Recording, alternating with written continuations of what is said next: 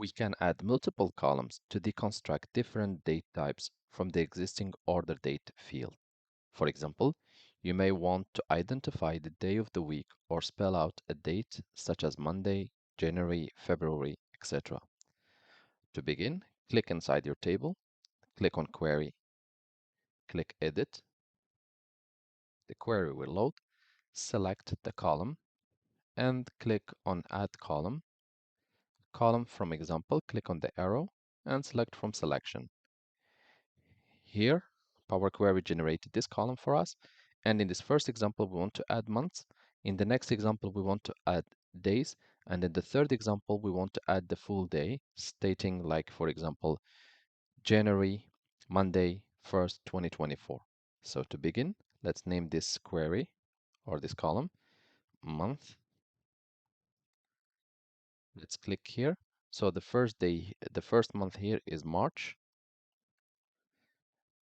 Our query will come with a suggestion. If you agree with it, double click on it and hit enter. It will automatically show you suggestion for the next one, so just check if it matches. If yes, then just hit enter. All okay, and then click on the OK button on the top and it should be good to go.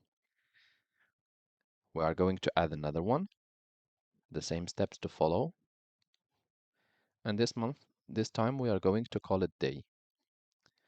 Double click. So we're going to put the 5th of March. The 5th of March is Tuesday. It shows us a suggestion. Double click on it, hit enter.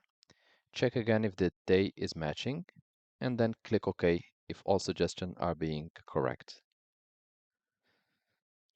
Now we have the day.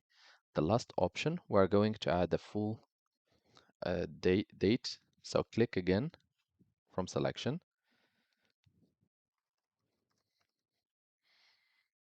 Here we are going to put 5th Tuesday or Tuesday 5th March 2024 and hit enter. If Power Query is not able to guess what we want to do, you can give it another entry to try again. In this case, we need just to copy paste our data. In the third one is also the same.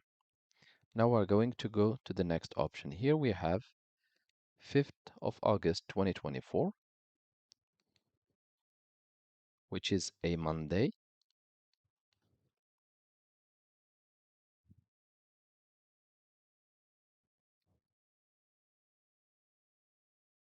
And hit enter. It has been accordingly adjusted. Monday, 5th of July.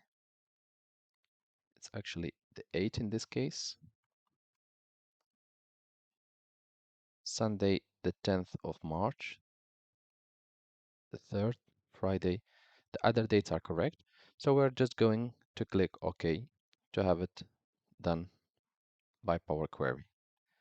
Once done, click Home, click Load and Close, close and load to Excel.